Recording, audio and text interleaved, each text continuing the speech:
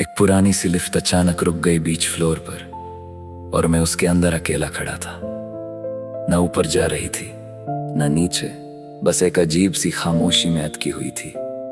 Lights हल्की सी झिलमिला रही थी जैसे वो भी कंफ्यूज हो, और मैं अपनी ही सांस की आवाज सुन रहा था। उस छोटी सी जगह में वक्त बहुत भारी लग रहा था, हर सेकंड जैसे स्ट्रेच हो रहा हो। मुझे लगा शायद जिंदगी भी कभी कभी ऐसे ही रुक जाती है, बिना वार्निंग, बिना एक्सप्लेनेशन। मैंने बटन दोबारा प्रेस किया, कोई रिस्पॉन्स नहीं आया। फिर मैं चुप हो गया और सिर्फ देखने लगा अपनी ही रिफ्लेक्शन को मेटल दूर में, जो मुझे थोड़ा थका हुआ लग रहा था।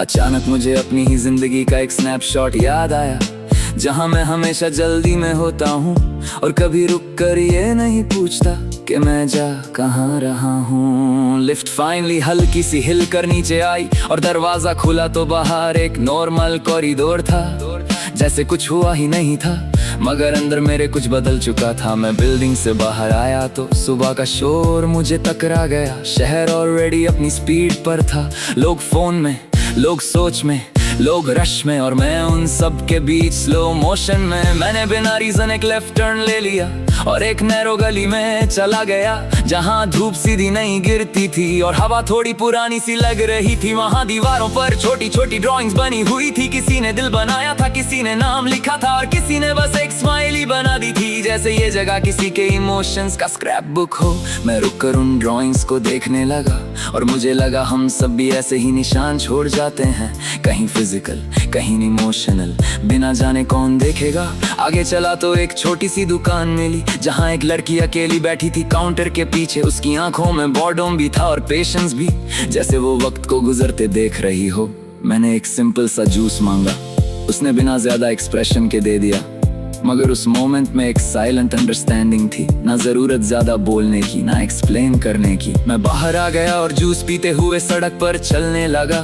धूप अब थोड़ी तेज हो गई थी, मगर उसमें पहले जैसा बर्डन नहीं था, जैसे रोशनी भी अब सॉफ्ट हो गई हो। एक स्कूल बस गुजरी मेरे पास से, बच्चे विंडो से हाथ हिला रहे थे। उनकी हंसी एक सेकंड के लिए पूरा शहर लाइट कर गई, फिर सब वापस अपने नॉर्मल मोड में चला गया।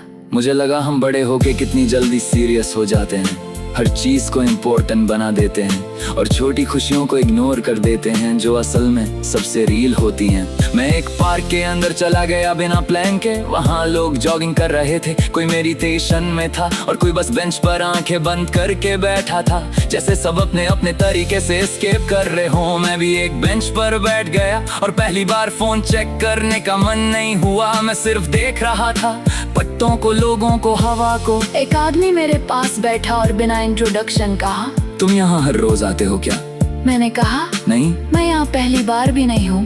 वो कंफ्यूज्ड हो गया और मुस्कुराया। मैंने एक्सप्लेन नहीं किया, क्योंकि मुझे खुद भी नहीं पता था मैं क्या कह रहा हूँ, मगर उस लाइन में एक फीलिंग थी जैसे मैं जगह नहीं, स्टेट में हूँ। शाम तक मैं शहर के रैंडम कॉर्नर्स में चलता रहा, कभी किसी अंडरपास में, कभी खुली रोड पर। हर जगह शैडोज लंबी होती जा रही थी और मैं अपनी ही शैडो के साथ चल रहा था। एक ब्रिज पर रुक कर नीचे देखा, गाड़ियों की लाइट स्ट्रीम बन गई थी, जैसे टाइम हॉरिजॉन्टल फ्लो में कन्वर्ट हो गया हो, और मैं उस फ्लो को ऑब्जर्व कर रहा था। हवा थोड़ी ठंडी हो गई थी और मुझे अपनी जैकेट का वेट कम लग रहा था। शायद सच में कुछ हैवी चीजें अंदर होती हैं, ना कि बाहर। रात होने लगी तो शहर एक और वर्जन बन गया। सेम जगह, डिफरेंट फीलिंग, लाइट ज्यादा, नॉइस कम समझ आने वाला, और मैं ज्यादा क्वाइट। मैं घर की तरफ चला तो सड़क ऑलमोस्ट खाली थी, हर स्टेप एको कर रहा था, जैसे मैं अपने ही अंदर चल रहा हूँ और हर आवाज वापस मुझे मिल रही हो। कमरे में आकर मैं सीधा फ्लोर पर बैठ गया। खिड़की से शहर की डिस्टेंट ग्लो आ रही थी और मैं कुछ देर सिर्फ सांस लेता रहा, बिना किसी तोड़ को पकड़े। और उस रात मुझे समझ आया, जिंदगी किसी ब्रोकन सिस्टम की तरह नहीं होती, ये सिर्फ कंटिन्यूअसली अनफोल्डिंग मोमेंट होती है। और मैं शायद पहली बार उस मोमेंट के साथ था।